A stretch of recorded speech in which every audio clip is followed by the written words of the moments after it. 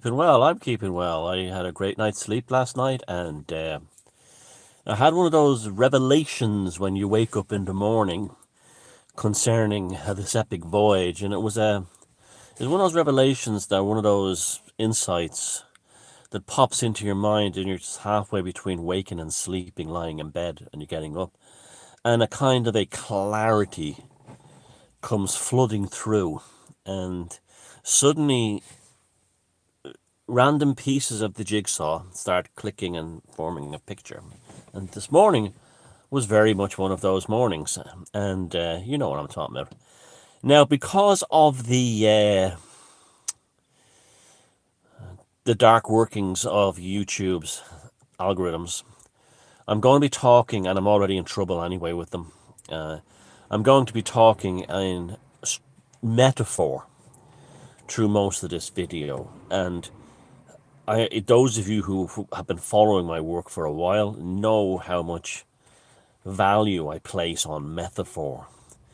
In fact, I want to create a situation with the tribe where we speak mostly in metaphor. We've created then a codified convention outside that of the left-hand workings of the control grid.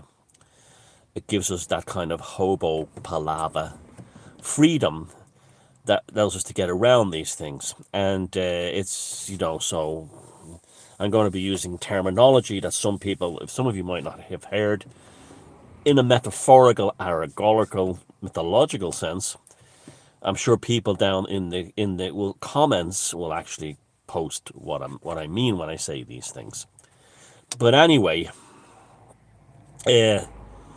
so yeah, and the reason why I value metaphor so much is because it creates an operating software outside the prevailing paradigm. Remember, language is the smith of creation. To Bhagavad Gita, language is the maker of reality. Language for insight, language for knowledge. And those boyos, 10,000 years ago, had it sussed. Even the Abrahamics know it with, abracadabra, which is actually Aramaic, but it comes from Canaanite. I speak what I say, and I create what I say. So language as the maker of reality, language for insight, metaphor for our magic to get around the makers of the false reality that we're subject to with the ping pong, the 3PP. Anyway, something good has happened on the archetypal, metaphorical, mythological, and spiritual level. And it's good news for pagans, it's good news for everyone, but it's especially aimed at pagans. This Wotanic energy has absolutely resurfaced, and Wotan has resurrected to protect those of us who wish to abstain from Choronzonic needlecraft, the skewers of Choronzon, to hold us safe. The cold sword of the North, the Ace of Swords, within Crowley's Liber 777, is compared to Wotan, the god of the north of Europe, but the northern hemisphere. But it doesn't matter if you're of African or Asian ancestry. There's the Odin archetype can still appeal to you because you'll have had similar ones within your own archetypal history and racial memory. That's why we study Joseph Campbell. Now, and Bruno Bettelheim is another good one to study. Now, this volcanic energy is heavily connected to the north. So look to the north for protection.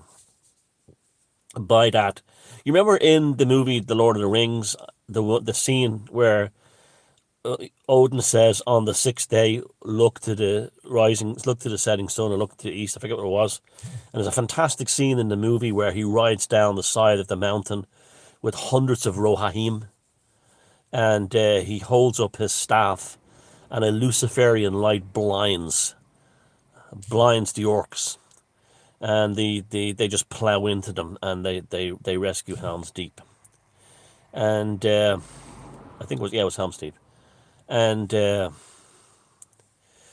this was this was important because Odin is absolutely has been resolved as Gandalf within Lord of the Rings by Tolkien, and that's why I've been mentioning, and a lot of us have been going to Tolkien, and particularly the Lord of the Rings, the Fellowship of the Rings, the Two Towers, and the Return of the King. The movies as well, especially the movies. The movies are very deeply spiritual, and we've gone into them, and that's why those films have hit people right here, because it awakens their ancient pre-Christian subconsciousness. Even though I know Tolkien was a Christian, and the actual the coronation of Aragorn at the end, the Return of the King, is a kind of a resurrected Christ type thing, and so is Gandalf the Grey to Gandalf the White. But aside from that, that's what he was using, and that operating software that he used within the Middle Earth cycle is similar to the operating software I'm using in when I talk about things like Coronzon. Have you noticed I'm not saying 333? I'm now saying Coronzon. And the reason for that now is we're finally safe, because Wotanic energy has risen from the north.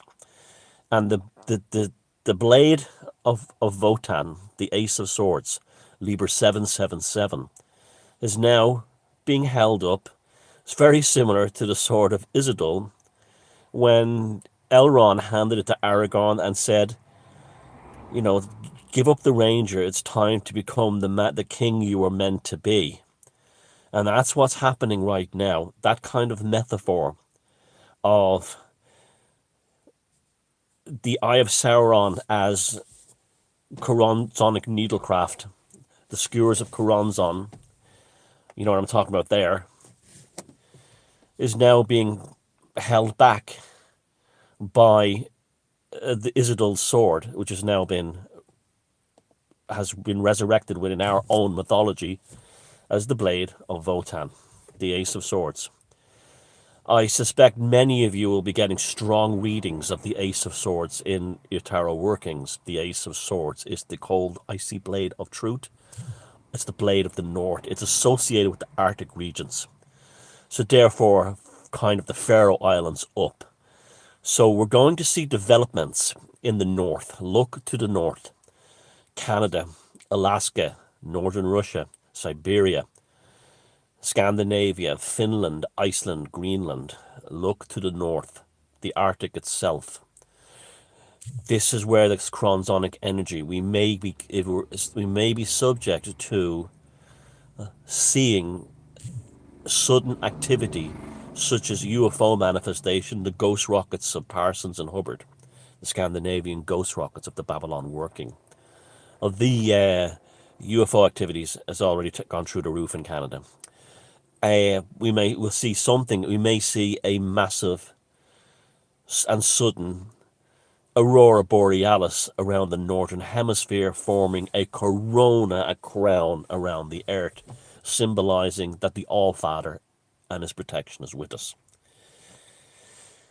Now, regarding this coming about now, a week ago, Fiona Agar, the Irish astrologer who you should be following, she and another few astrologers friend of mine brought up this whole thing that Wotan energy is what's protecting us. Those of us who are not willingly transubstantiating the skewers of Coronzon into our bodies. Skewers of Coronzon is needlecraft, okay? Needlecraft is, someone can explain below. It's just, we're talking in metaphor and allegory here. This gives us tremendous power. It also stops us from setting off the AI in YouTube's protection system, so they can give themselves freedom of speech awards. Anyway, back into the land of metaphor. Look to the north. Salvation is coming from, as well, not salvation, rescue and aid, reinforcement on a spiritual level is coming from the north to help us, and that's Wotanic energy. Now, on my own personal level, a few weeks ago, a very nice lady in Germany contacted me who lives in Hamelin, where the Pied Piper is. Now, I know that part of Germany quite well because we were sharing pictures that we took of the Ecksteiner. And this is just the links are just amazing when you start living this life that we live in the tribe and thinking this way, how beautifully magical the whole thing becomes, and you see this tremendous synchromistic interconnectivity of all these things that are giving us protection and rejuvenating the old gods within us, or archetypes specific to the old gods within us. So if we're in a Hellenic or an Italiate pagan, you may have the archetype of Athena and Minerva rising, because she's a similar kind of archetype to Odin, but in a female aspect. Now, back into metaphor. Okay, where was I? Yes, okay. So Fiona so this lady was talking Hamelin, right? Now, I've been to Germany, and right around where Hamelin is, the famous Pied Piper story, Hamelin is where the children were marched by the Pied Piper into a cave after the locals refused to pay a fee for him removing the rodents. And as Tina pointed out, the one kid who didn't make it, the only kid who survived was a child who was disabled. And he was left behind and saw all the other children being led into the cave by the Pied Piper, who's a Coronzonic type thing, but of the energy that drives him and protects the rest of us is Wotanic. And Carl Jung pointed that out, that those who follow the leader were being chosen by Wotan to be removed from this world because they're NPCs. And they chose the Pied Piper back then, and that brings us back to Bruno Bettelheim and, the uses of enchantment, that book. And a very good read, by the way. And nowadays, it's the needlecraft. It's the skewers of Coronzon to give them their transubstantiative experience to make them into something else. Now, the one who didn't make it, as Tina pointed out, was a disabled. It couldn't keep up with the babas, the sheep kids, and who were spellbound. And look at them all, they're all spellbound. Like that Jerusalem song, it has no melody. The guy can't sing it. And just repetitive dirge, and they're all like, all those cops and police and all those other people we've seen dancing Jerusalem, and they'll all be dead in a few years' time, because they're just totally been taken in by Coronzonic energy. And it all points to Jerusalem. Jerusalem is the center of all demonic activity on this planet. That's where, in the Western consciousness sense, that's where Solomon built his temple with with the help of the jinns and the demons. And from that spawned out. So, Coronzon lives... Well, actually, Coronzon no longer lives underneath the temple in Jerusalem at the Temple Mount. I believe Coronzon lives where? In Scotland, underneath Rosslyn Chapel. I've come face to face with Coronzon's energy directly. He lives underneath the altar. He was brought back by the Sinclair family. He lives it lives under the altar, in its purest distillated form, in a box underneath the altar at Rosslyn Chapel. But anyway, I digress. Jerusalem. Oh, you're so inspiring, frontline heroes. Jerusalem, doing a spa dance. Now, actually, they're not doing a spa dance, they're doing an able dance. The disabled ones are the ones who are disabled, means they've been disabled from the propaganda. And that's the metaphor of the kid who couldn't keep up with the sheep, who went into with the Pied Piper. They are disabled, they are unable to follow them because there's a software inside them that says I'm not subject to brainwashing, and that's us in the tribe. That's us in the tribe. This has a thing that has caused me some pain, and this is what the real revelation about was this morning. Was people I care about, a few of them have taken the needlecraft. They have been skewered by Karanzan. And then the revelation hit me this morning like a ton of bricks. It was like literally a vision, a mystical vision. It's only the ones who have profaned themselves by willingly sacrificing themselves to the needlecraft of Karanzan are the ones who will be destroyed by it.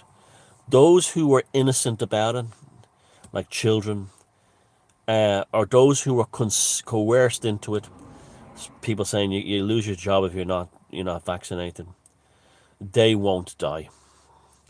They won't suffer because they are just like the Catholic who cannot, they go to the church on Sundays and they get the communion wave from them out. It's only if they really believe that that's the body of Christ can they actually take that energy into themselves. So the ones who are actually getting selfies of themselves during needlecraft, when they're being skewered by Karanzan during needlecraft, and they upload the selfies. Do you notice how many of them have died? You notice how many of the people who they've shown dead, they show who died from being skewered by Karanzan. They would post the thing the first day saying, "I got my vaccine today. I feel great. I am so happy. Go science! Yay! I've defeated." The next day, the family posts, or a few days later, the family posts an obituary on their social media. They're the ones who willingly took a needlecraft. And they're the ones who will die or be destroyed by it eventually because they willingly took it and they gloatingly and arrogantly applied the transubstantiation of Karanzan into themselves. And the needlecraft, they were. You see, they're so stupid today that in the past, when the Aztecs sacrificed Mayans and other Central American tribes on top of the Great Pyramid of the Sun, they didn't want to be sacrificed. They fought. They had to tie them down. Nowadays, they willingly sacrifice themselves. So they take a selfie of themselves getting needlecraft. And that's why so many of those have died. The people showed a post from a few days before, saying they're boasting about or talking about how great the best one. I was that X-ray technician idiot in America, the best shot I ever had. He's dead the next day. His wife in the paper saying I'm proud of him. Jerusalem, and that's the you should keep this in your heart. Now we have we have Votan is now risen up as an archetype. He never died, but the archetype is powered, and they are gods and they are archetypes. They're both at the same time, and remember they only need to needlecraft 80% of them. They in every single I've followed everywhere. If they can get their 80% to needlecraft themselves, the rest of us are in the clear. So if you shouldn't be online telling the people, don't do it, don't do it. You should be encouraging them to get it. Because, not encouraging them, but I would say just stand aside and say nothing. No, you shouldn't encourage. That's a mistake. You shouldn't encourage them. That's not right. You should, I retract that. You should be neutral about it. And but if you see someone who's like, I'm going to get my vaccine, I got the Pfizer, it's the best one. Oh, that's them. They'll be all dead. And so it's kind of sad, but it's that they made themselves willing sacrifices. And when the 80% is reached and Karanzan has filled his guts with the profane, then we will. And that doesn't mean that all 80% of the vaccine will fill, but he'll got enough. You'll have got enough of the profane, and we'll have a better world. It's like the movie The Mist. The movie The Mist has become so, like the Lord of the Rings, central to these times. Yes, Mrs. Carmody was a religious nut. Yes, Mrs. Carmody was a pain in the hole in the supermarket. Yes, Mrs. Carmody was right. She said, "Remain here and we will be judged by God." And she was literal, and the people who were stayed there were terrified. But guess what? They survived, while the hero ended up putting bullets in his own kid's head. And then the mist cleared.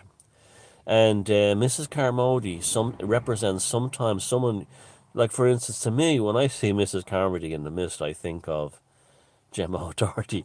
I don't care for Gemma O'Doherty's religion. I don't care for her giving Muslim people a hard time in shops. But when it comes to the lockdown, I'm standing right beside that woman. I'm standing right beside her. And that's okay. This is why it's called an alliance.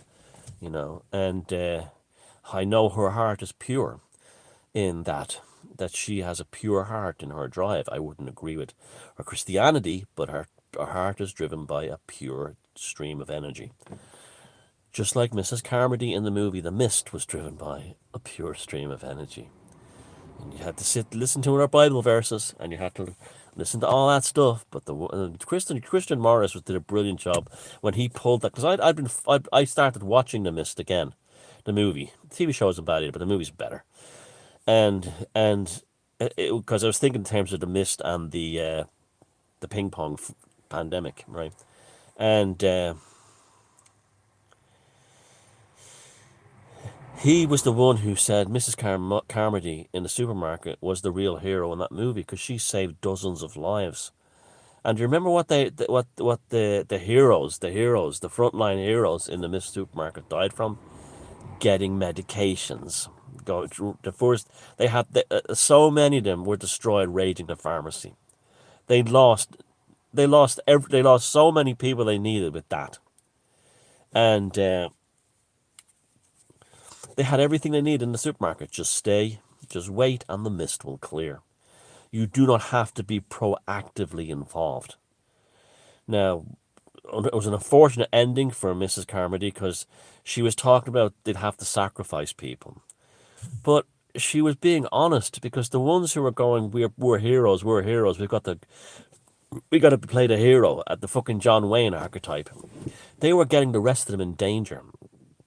At the very end, the hero of the movie just puts a bullet in his son's head, his kid's head, and the mist clears, and it's over.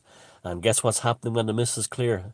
All the people that Mrs. Carmody told to stay in the supermarket, they all walked home to freedom.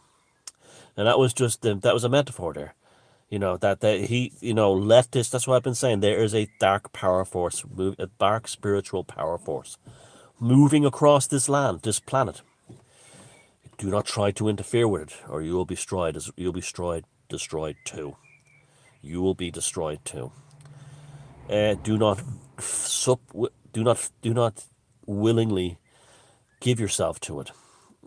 Running to get your vaccine to boast about it, taking a selfie, showing it. If you're forced somehow to take that vaccine, or someone you love is taking it and you're a bit worried about them, don't worry, they'll be fine. It's because you did not sit there having the religious transubstantiative moment. If you've been coerced into being vaccinated by your job, you're going to be there with the needle going into you going, I don't fucking like this at all, but how am I going to take care of my kids? How can I not continue my job? They'll be fine. There's nothing to worry about. Nothing to worry about. That was the revelation that came this morning. Those of you getting needlecraft and uploading the selfies, you will fill the guts of Qurans on. You will fill the guts of Qurans on. And there's no Wotanic energy for you. Wotan, another powerful archetype, is Sobek. Sobek is an Egyptian archetype I have a strong personal connection to. Sobek is you think of the crocodile mother who carries the babies inside her teat. That's Sobek. Sobek uses his ferocity to protect the innocent. So maybe people of African or North African pagan origins, or that Hamitic, or that part of the world, maybe Sobek is your Odin taking care of you, but it's the same kind of thing. You'll find that they exist everywhere. The archetype and the god and goddess. So that's it. We're in a good position now. Look to the north. Something's going to happen in the north. Keep an eye on the north. Incorporate the archetype of Woden into you. Like even when I was talking about the Hamlin thing, the the Echenstein and the Immersol tree was there, and they're very very heavily connected to Odin, Wotan, and at the same time that I was talking to this lady about that, and also Kenneth Anger, who put Marjorie Cameron, Jack Parsons' last wife, into a movie, filmed Marianne Faithfull in the Echenstein in Lucifer Rising. I mean, it just, you couldn't, if you think you live in an ordinary, while I'm, myself and Jason are made a film about Jack Parsons. If you, and then the Crawley Connection, Libra 777, the Babylon Working, the Ghost Rockets of Scandinavia, now having the Ghost Rockets of Canada. If you think you live in an ordinary world where it's just nuts and bolts and things happen, I feel sorry for you. Everything around you is a result of poetry and verse. And it's time for you to sing your song rather than having Jerusalem and the dirges of the profane put into your face. Love yous and take care.